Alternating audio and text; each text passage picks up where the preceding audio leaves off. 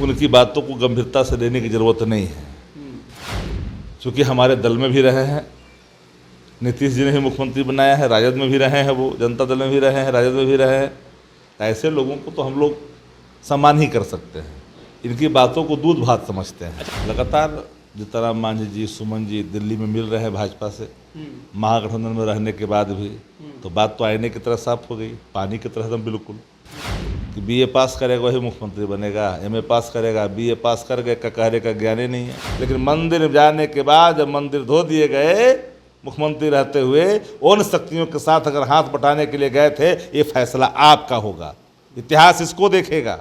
नमस्कार, आप देख रहे हैं लाइव सीरीज और आपके साथ मैं हूं वसीम खान। जीतनराम मांझी महागठबंधन से आउट हो चुके हैं, मगर जीतनराम मांझी पहले भी कहते रहे हैं कि उनके पुत्र यानी कि संतोष सुमन शिक्षित हैं, पढ़े लिखे हैं और मुख्यमंत्री बनने योग्य हैं। दूसरी तरफ यह कहते दिखाई दे रहे हैं जीतनराम मांझी कि मुख्यमंत्री नीतीश कुमार तेजस्वी यादव की कभी भी ताजपोशी नहीं करने जा रहे हैं। हमारे साथ बातचीत करने के लिए शक्ति यादव हैं, इनसे बात करेंगे। शक्ति यादव जी, कैसे देख रहे हैं? जीतनराम मांझी तो स्पष्ट कह रहे हैं कि कभी भी ताजपोशी मुख्यमंत्री के लिए तेजस्वी यादव की नहीं करने जा रहे हैं नीतीश कुमार। देखिए, 2024 को लेकर के एक ही मिशन सबके मन में है, किसी की कोई ख्वाहिश नहीं है। हमारे तेजस्वी जी ने साफ कहा कि न किसी को प्रधानमंत्री बनने की ख्वाहिश है, न किसी को मुख्यमंत्री बनने की ख्वाहिश है। हमारी पहली प्रायोरिटी है कि देश में लोकतंत्र कैसे पुनः बहाल हो। संविधान जो बदलने की बात कर रही जो शक्तियाँ, उससे हम देश को कैसे निजात दिलाएं। महंगाई, बेरोजगारी जैसे मुद्दों जो जनता के सामने खड़ा है, उसको कैसे हम हल करें। संवैधानिक संस्थाओं का जो दुरुपयोग हो रहा है, इसको कैसे रोकी जाए। स्वायत्तता जो हर व्यक्ति की है, आज़ादी जो है बोलने की, जिस पे पहरे लगाए जा रहे हैं, तोते बैठाए जा रहे हैं, तोते भेज दिए जा रहे हैं, उससे देश को निजात कैसे मिले। ये मेरा पहला सवाल है कि सीमा पर जो प्रतिष्ठा देश की घाटी है, वो कैसे। मणिपुर जल रहा है, नीरव बंसी बजा रहे हैं बैठ कर करके। अब तो केंद्रीय मंत्री तक के घर फूंक दिए गए। पहले ही अगर सचेत होती भारत की सरकार तो मणिपुर जलता नहीं। केंद्रीय मंत्री ने एक समुदाय के खिलाफ बयान दिया, वो गुस्से का प्रकट कर उनके घर तक पहुंच गई आग की लपटें। गृह मंत्रालय कर क्या रहा देश के अंदर में। मणिपुर हमारी आत्मा है देश की, अगर मणिपुर जलेगा तो देश सुरक्षित नहीं रह सकता। और मांझी कह रहे हैं कि आप लोगों को लॉलीपॉप दिखा रहे हैं नीतीश कुमार जी। अब भाई सवाल है कि वो लॉलीपॉप की फेरा में तो गए हैं, 15 में भी गए थे। देखिए, मांझी जी के प्रति हमारी श्रद्धा है, हम मांझी जी के खिलाफ कुछ बोलते नहीं हैं, क्योंकि उम्र के जिस पड़ाव पर चढ़ गए हैं वो श्रद्धा के पात्र हैं। उनकी बातों को गंभीरता से लेने की ज़रूरत नहीं है, क्योंकि हमारे दल में भी रहे हैं।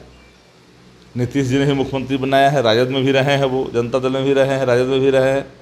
ऐसे लोगों को तो हम लोग सम्मान ही कर सकते हैं, इनकी बातों को दूध भात समझते हैं। अच्छा, मुख्यमंत्री नीतीश कुमार ने जो कहा कि 23 तारीख को जो एक अहम बैठक होनी थी, उसमें क्या कुछ बातें होती, जीतनराम मांझी जो हैं वो ऊपर तक यानी कि बीजेपी तक पहुंचाते, यह भी एक कारण। तो क्या राजद को भी ये बातें, इन तमाम बातों का संदेह था पहले से? देखिए, प्रत्यक्ष किम प्रमाणम, प्रत्यक्ष का प्रमाण नहीं होता, ऐसी एक कहावत है।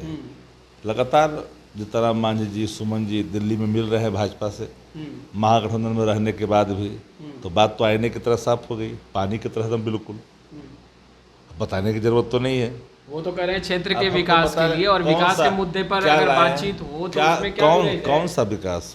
आप देश के प्रदेश के क्या थे, एक मेमोरेंडम गया था, एक साझा कोई गए थे क्या। जब पूरे सरकार चली गई, बिहार के विशेष राज्य के दर्जे पर विशेष पैकेज पर दी ही नहीं। हमारा वाजिब हक है, सब शिक्षा अभियान का पैसा जो वेतन मद में खर्च करते, वो तो दे ही नहीं रहा है लाखों करोड़ रुपया, लाखों हजार करोड़ रुपया जो भारत सरकार नहीं दे रही है। तो अपने आर्थिक संसाधन के बलबूते हम भुगतान कर रहे हैं। और मांझी जब मिले तो बता के मिले।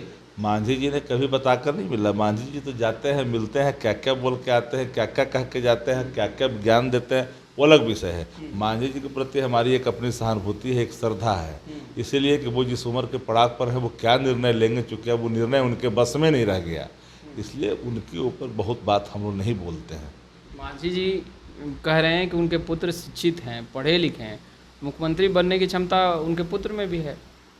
अच्छा, एक बताइए, जब इस देश का कोई भी नागरिक शिक्षित हो या अशिक्षित हो, डेमोक्रेसी में सबको अधिकार प्रदत्त है ना।